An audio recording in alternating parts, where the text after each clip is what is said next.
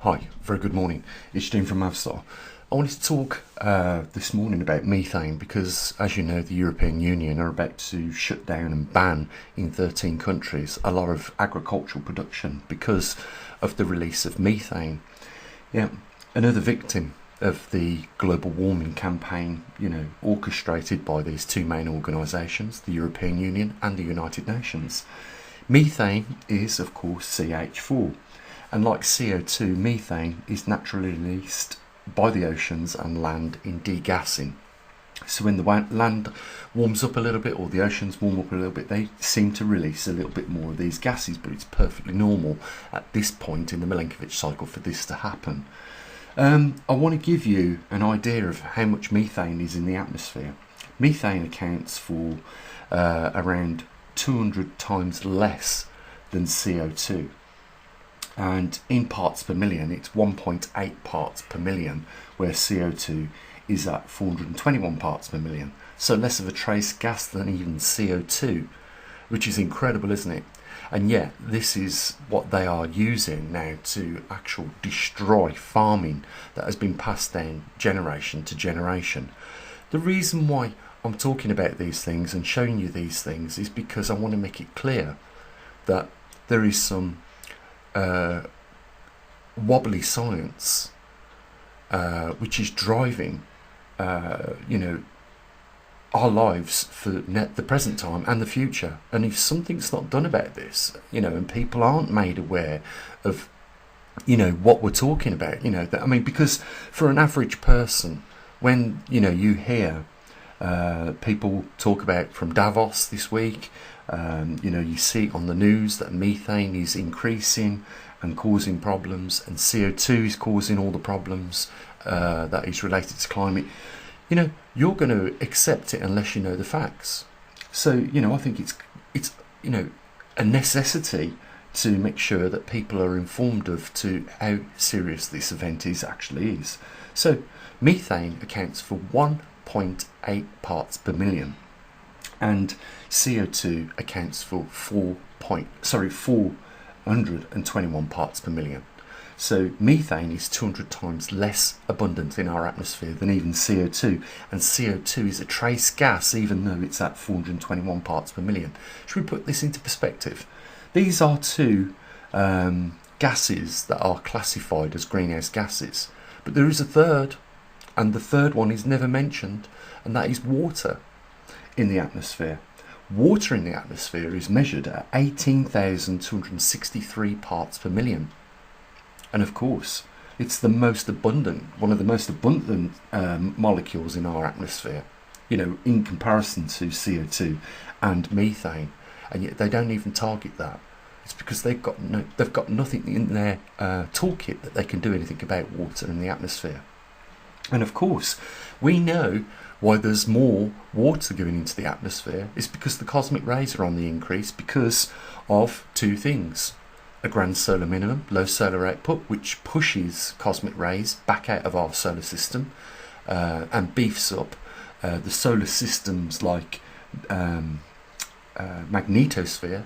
It's called actually the heliosphere, and that pushes, when we've got lots of solar activity, pushes them cosmic rays out of our atmosphere. But we're going through a period of time which is classified as the grand solar minimum, where we're seeing solar cycles depleting solar sunspots and activity, and therefore the heliosphere is weakening, allowing more cosmic rays into the atmosphere. And secondly, we have the magnetic pole reversal taking place. Coincidentally enough, the grand solar minimum is not being talked about by the mainstream organisations or scientific organisations or even media, and neither is the grand solar minimum or the pole shift being talked about.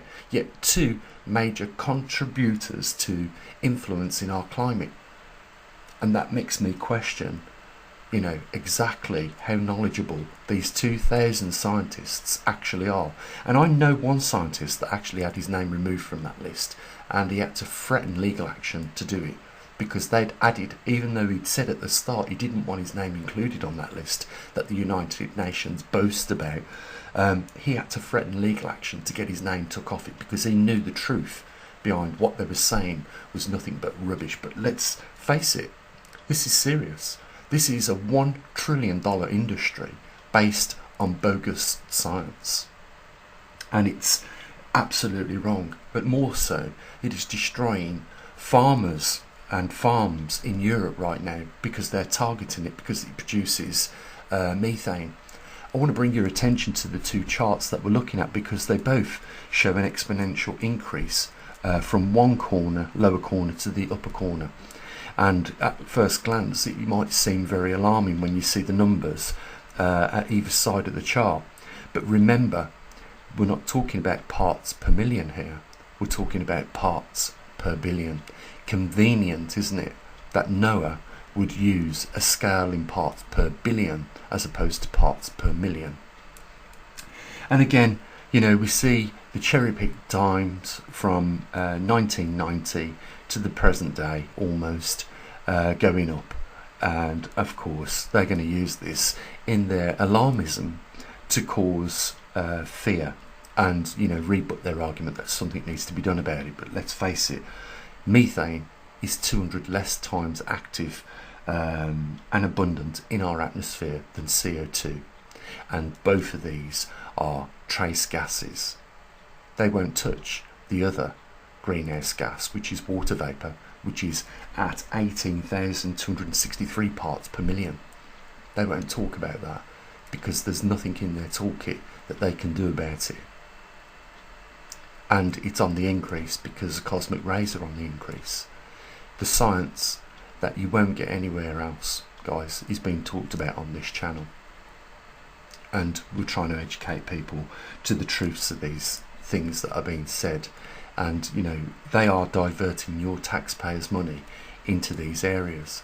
You know, this, you've got to understand, is that when somebody hasn't got a clue about what they're talking about, yet they are earning money out of it, there is a motivation, inclination, and an opportunity for them to steal that money. Do you understand that? And they're relying on the ignorance of the lack of knowledge of the general public to do so.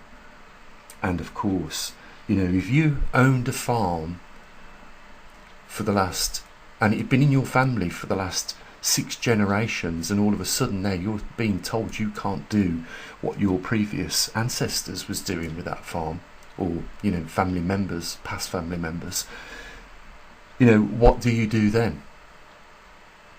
This is why we're seeing major protests in Europe. You see, they got the farmers used to handouts, subsidies, and then they took the subsidies away.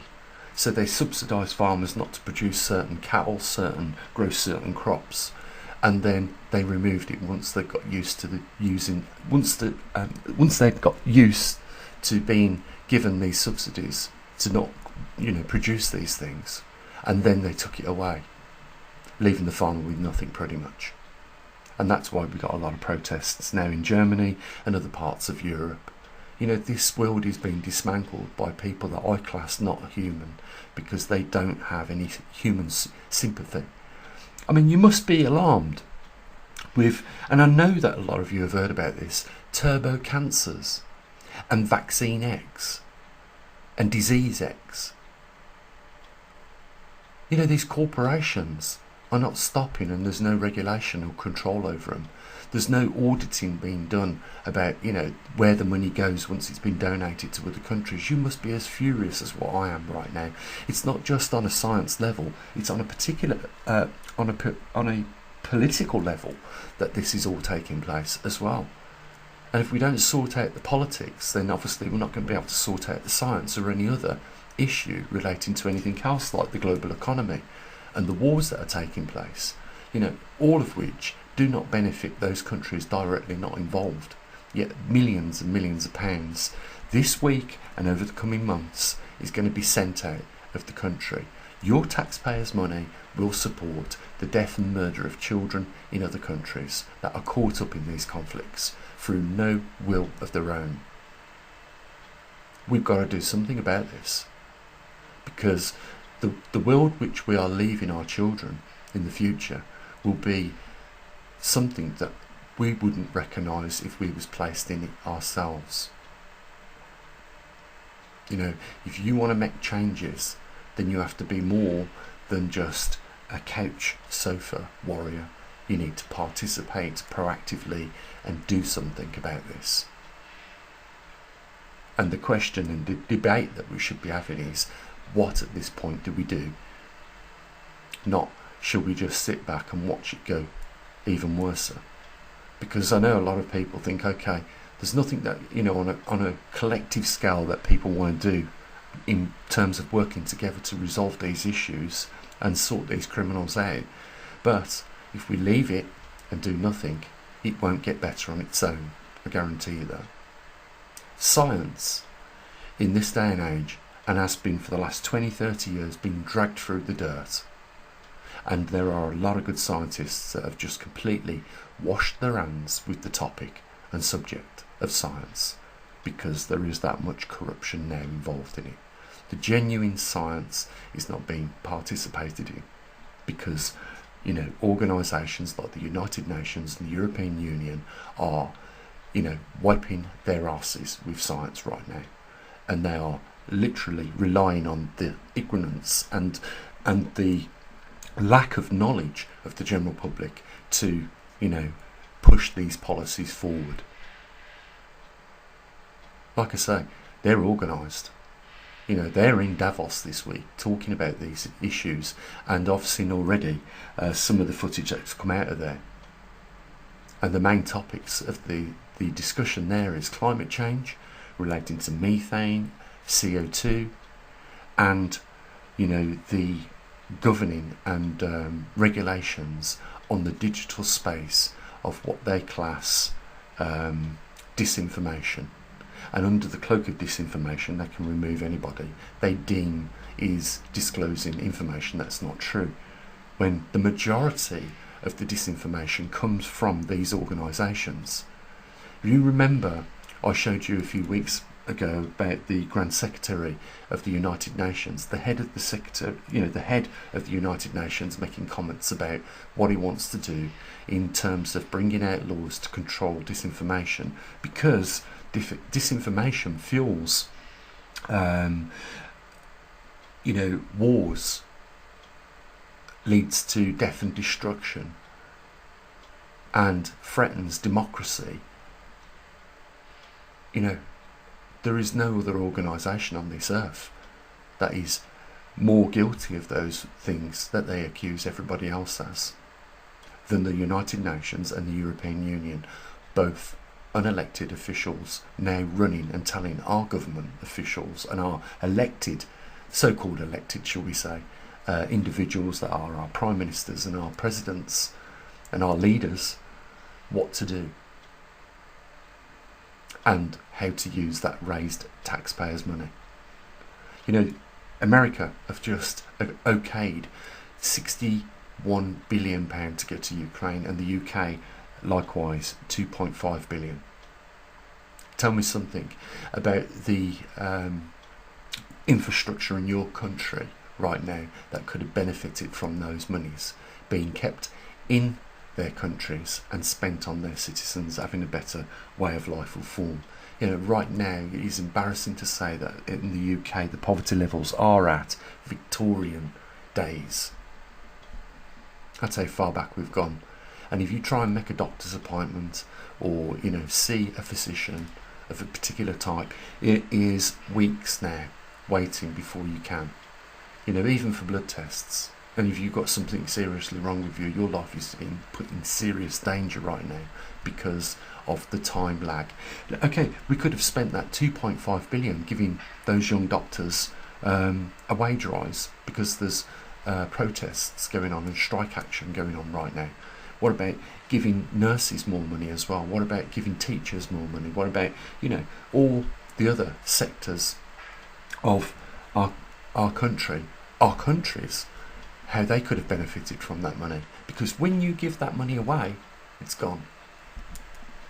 It never comes back unless it's been laundered, and I think that that's more of what's going on here. I mean, we heard that America give, container loads of cash to Ukraine, and said it had to be in cash so that we could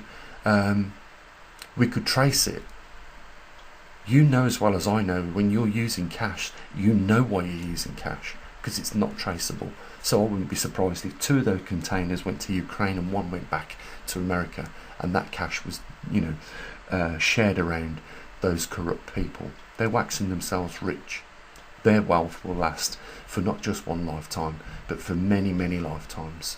Why is it in this society we have and allow greed to escalate to the points at which it does? Look at Mark Zuckerberg, multi-billionaire, Richard Branson, multi-billionaire, loads of others I could mention, multi-billionaires, and they're not happy at stopping at that level. They want more money, and what I've noticed is when they get more money, they become psychopaths, and they start to think that they know what the rest of the world needs, because they are in a position where people listen to them because they have made it in business. And not everybody's interested in business. Not everybody wants to keep waxing themselves rich. Once they've got a certain amount, they're content with that. It's only a select few individuals that don't realise that they've got more money than they could ever spend in 1 lifetime, yet they want more. And of course, if you keep taking money out of a system, the fluidity of the system starts to grind to a halt. The velocity of that system starts to shut down, and that's why we are right now where we are. There is too little cash in the system flowing around, and the reason for that is probably because of multi-facets. One of them is what you probably already noticed. These self-service kiosks in shops now, in the big shops. Very rarely do you see more than 3 people serving actual customers from the till. It's all self-service, and we're doing it to ourselves, because if you use the self-service, you might get out of the shop a little bit quicker. But what you're actually doing is taking a job away from a person. We are gearing up to be a world where we are less likely to need human labour. And we're also going down the streets in the wrong direction when we are shutting down agriculture in a time and a day and age where agriculture is naturally being shut down by the fact that we are going through a magnetic pole reversal, entering a glacial period, and we still have not seen an equilibrium with the grand solar minimum, the decay of solar activity, all of which is changing our climate, but for some reason not talked about 1 iota. You can help me because I'm proactive, and there's a link down there if you want to do it. It's not mandatory, but I think I do more than a lot of people here, and I think that a little bit of help is warranted because of that. We have had over 6 million views on this channel now, so we are slowly putting the word out. Bit by bit, week by week, we are chipping away at the tree, and we will get it to fall eventually. We had a result. Not me directly influencing, maybe the influence of what we did here at this observatory was very minuscule, but nevertheless, we had a victory with COP28 when those petrol states turned round and refused to sign the deal. And rightfully so. Why should a country that has only the minerals that it exports be told it can't export no more? Think about that. Guys, I'll leave it here. There's a link down there if you want to help. I hope that you've got something out of this video with regards to understanding how much methane is in the atmosphere, and in comparison to CO2. They're both trace gases, and they are nothing to worry about on the grand scheme of things, because they don't influence nothing at this point in time. I'll say what I usually do. As always, bye for now.